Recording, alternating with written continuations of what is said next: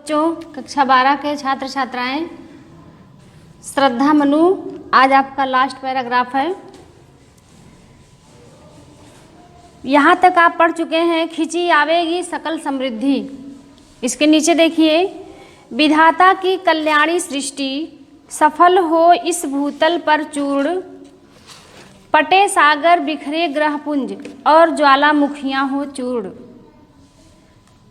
उन्हें चिंगारी सदृश सदर्प कुचलती रहे खड़ी सानंद, आज से मानवता की कीर्ति अनिल भूजल में रहे न बंद। है ना, इतना देखा जाए। देखिए शब्दार्थ यहाँ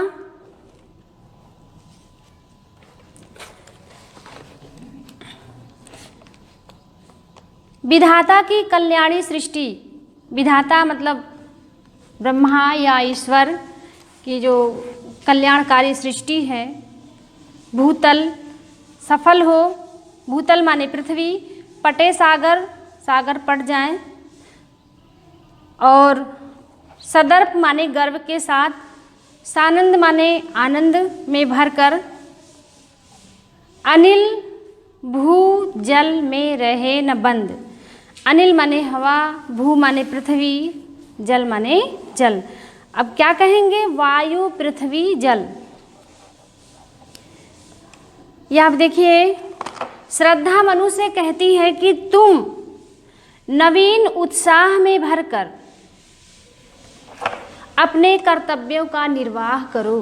श्रद्धा मनु से कहती है, हे मनु, तुम नवीन उत्साह में भरकर, कहने का मतलब है कि उत्साहित होकर के या उत्साह के साथ निराशा को छोड़ करके अपने कर्तव्यों का निर्वाह करो, जिससे विधाता की सर्वोत्तम कही जाने वाली तथा समस्त संसार का कल्याण करने वाली मानव सृष्टि अपनी वंश वृद्धि में क्या करे बच्चों? सफल होकर इस पृथ्वी पर पूर्णता को प्राप्त करे। सफल हो इस भूतल पर पूर्ण क्या करे? सफलता को प्राप्त करे, पूर्णता को प्राप्त करे। और फिर क्या है? पटे सागर बिखरे ग्रहपुंज और ज्वालामुखियाँ हो चूर्ण। क्या हो? तुम्हारे सार्थक प्रयासों और कठोर परिश्रम से ये उफनते हुए समुद्र क्या होंगे? पट जाएंगे। और ग्रह नक्षत्र, देखिए, पटे सागर बिखरे ग्रहपुंज और ग्रह नक्षत्र तुम्हारे चारों ओर बिखर कर, है ना, मतलब फैल करके चारों तरफ क्या करेंगे? अपना विभव लुटाएंगे और महाविनाश बरपाने वाले, मतलब महाविनाश को बढ़ाने वाले, बरपाने वाले ये ज्वालामुखियाँ चूर्ण हो करके, मतलब छोटे छोटे टुकड़ों में बट करके क्या हो जाएंगे? सदैव के लिए शांत हो जाएंगी। कि ज्वालामुखियाँ की जो चूर्ण हैं ये क्या हो जाएंगी? शांत हो जाएंगी हमेशा, हमेशा के लिए। कहने का भाव ये बच्चों कि तुम एक दिन अपने कठोर श्रम और अनवरत प्रयासों से क्या करोगे? इन प्राकृतिक आपदाओं पर निश्चय ही विजय प्राप्त कर लोगे। जैसे बच्चों इसमें जैसे क्या है? यहाँ अनिल भूजल है ना। अब यहाँ पे क्या है? वायु, पृथ्वी और जल। अगर ये अनल होगा तो आग हो जाएगा ना। ये सब क्या है? प्राकृतिक आपदाएं हैं।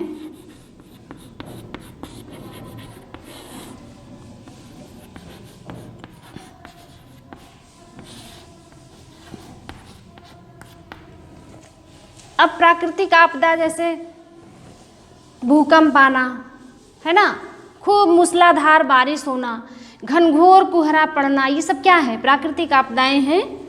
तो यहाँ पे देखिए, हाँ आगे देखिए, ये क्या हो जाएंगे? अनिल भूजल में रहे न बंद। नहीं नहीं, यहाँ तक हो गया ना। और ज्वालामुखियाँ हो चूर्ण, क्या हो जाएंगी? ज्वालामुखियाँ चूर्ण हो करके, छोटे छोटे टुकड़ों में बट करके हमेशा हमेशा के लिए समाप्त हो जाएंगी। और क्या होगा? उन्हें चिंगारी सदृश सदर्प कुचलती रहे खड़ी सानंद, आज से मानवता की कीर्ति अनिल भूजल में रहे ना बंद। अब श्रद्धा आगे कहती है कि हे तपस्वी, यदि तुम निराश हो करके, निराशा को त्याग करके, यदि ऐसे निराशा में बैठे रहोगे तो कुछ नहीं होगा, इस निराशा को त्याग कर अपने कर्मों में लग जाओ तो सागर, ग्रह नक्षत्र और ज्वालामुखियाँ जैसी जो आपदाएं हैं उनके चिंगारी को पैरों से कुचल कर नष्ट कर देने के समान मानवता इन पर विजय प्राप्त करेगी। कहने मतलब है कि जो मानवता की बेल उत्पन्न होगी उससे ये सब प्राकृतिक आपदाएं समाप्त हो जाएंगी। और क्या होगा? प्राकृतिक आपदाएं समाप्त हो जाएंगी, यानी मानव इन पर विजय प्राप्त कर लेगा। और आज के बाद क्या होगा बच्चों? वायु, जल, पृथ्वी जैसी प्राकृतिक आपदाएं क्या मानवता की कीर्ति को नहीं रोक पाएंगी। देखिए यहाँ, आज से मानवता की कीर्ति अनिल भूजल में रहे न बंद, है ना। आज से क्या होगा? मानवता की जो कीर्ति है, जो उनका यश फैलेगा, उन्हें ये प्राकृतिक आपदाएं रोक नहीं पाएंगे। कहने का भाव है कि मानव अपना अथक प्रयास करता जाएगा और प्राकृतिक आपदाएं उसका कुछ भी बिगाड़ नहीं पाएंगी। जलध के फूटे कितने उत्स, द्वीप कच्छप डूबे उतराए, किंतु वह खड़ी रहे दृढ़ मूर्ति, अविद्या का कर रही उपाय, शक्ति के विद्युत कण जो व्यस्त, विकल बिखरे हैं जो निरुपाय, समन्वय उनका करे, समस्त विजयनी मानवता हो जाए। अब देखिए यहाँ पे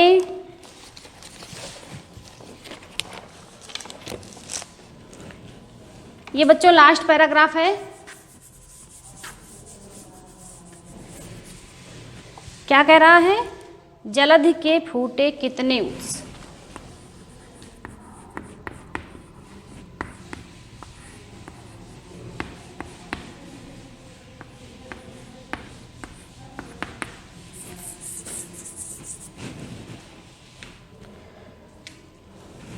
मानवता हो जाए।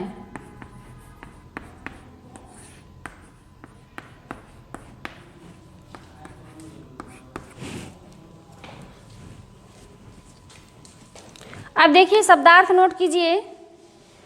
जैसे जलधि मतलब समुद्र, बहुत पहले बच्चों हम आपको बता चुके थे। जैसे देखिए ये जलधि है ना, इसका मतलब सागर, और इसका मतलब जलद माने बादल, और जलज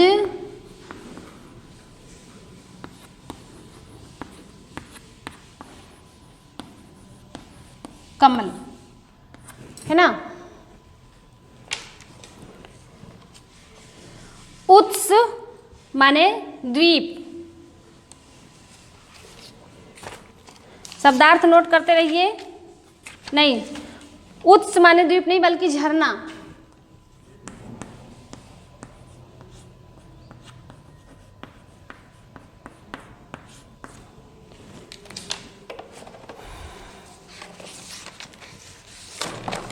देखिए, जलधि के फूटे कितने उत्स, विजयनी मानवता हो जाए।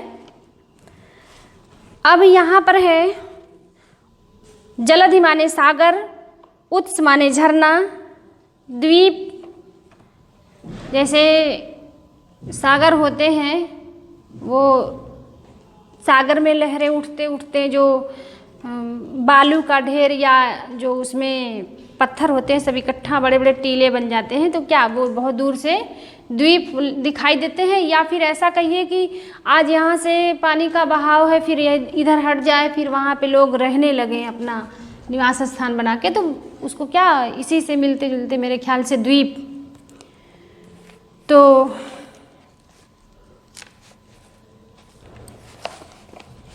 देखिए, अभ्युदय माने उन्नति और निरुपाय माने असहाय, समन्वय माने एकत्र हो करके, विजयनी माने विजय हो जाए, जीत हो जाए, है ना।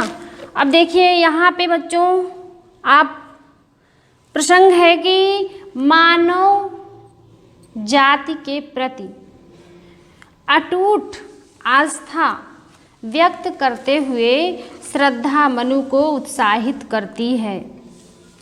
क्या कहती है? उन्हें चिनगारी, ये हो गया, जलधि के फूटे कितने उत्स। श्रद्धा मनु से कहती है कि समुद्र से चाहे कितने ही झरने फूट जाएं और समुद्र प्रलय का रूप ही क्यों ना धारण कर ले, लेकिन क्या बच्चों, उस महाप्रलय के जल में चाहे बड़े बड़े द्वीप समूह कछुओं की भांति, कछुआ देखे हो ना, वही जो पानी में रहता है, अरे वही जो खरगोश कछुआ की चाल वाली कहानी पढ़े थे, वही कछुआ, क्या बड़े बड़े द्वीप समूह कछुओं की भांति इस सागर में डूबने उतराने लगे। कहने का मतलब है कि कभी डूब जाए कभी ऊपर आ जाए, तो उसी को क्या है, डूबना उतराना, डूबने उतराने लगे। और क्या हो, फिर भी मानव जाति दृढ़ मूर्ति के समान खड़ी रहेगी, कभी भी समाप्त नहीं होगी। कितने भी तूफान आए लेकिन मानव जाति अपने जगह पर स्थिर खड़ी रहेगी और सदैव के लिए अपने उत्थान के उपाय भी ढूंढती रहेगी, है ना। शक्ति के विद्युत कण जो बिखरे हैं, निरुपाय समन्वय हो उसका, समस्त विजयनी मानवता हो जाए। मानव जाति के शक्ति के इन बिखरे हुए विद्युत कणों को एकत्र करके उनमें समन्वय स्थापित करके क्या होगा बच्चों, फिर से मानवता की विजय होगी। देखिए समाप्त होने वाला है, थोड़ा सा है बस 2 लाइन। क्या होगा, मानव जाति शक्ति के बिखरे हुए विद्युत कणों को यदि इकट्ठा कर ले, मिला ले, तो क्या हो जाएगा बच्चों, अवश्य ही मानवता की विजय होगी। कहने का भाव यह है कि जिस प्रकार से बिजली के छोटे छोटे कण एक दूसरे से अलग होकर के शक्तिहीन हो जाते हैं और फिर उन्हें एकत्रित करने पर फिर से क्या हो जाते हैं, वह शक्तिशाली हो जाते हैं। मानव जाति नाना प्रकार के समुदाय, ठीक वैसे ही समुदाय धर्म जाति के आधार पर एक दूसरे से अलग हो गए हैं, उनकी शक्ति क्षीण हो गई है, इससे उनकी प्रगति भी अवरुद्ध हो गई है, रुक गई है। यहाँ पर बच्चों कवि इन पंक्तियों के माध्यम से विश्व बंधुत्व की भावना को दर्शाने का प्रयास किया है और मानव जाति के वर्तमान विघटन का हृदयकारी चित्रण किया है। और देखिए रूपक अलंकार है, प्रसाद गुण है, साहित्यिक खड़ी बोली है, शांत रस है। बच्चों आज ये आपका अध्याय समाप्त हो गया। अब अगले दिन से नया अध्याय। धन्यवाद।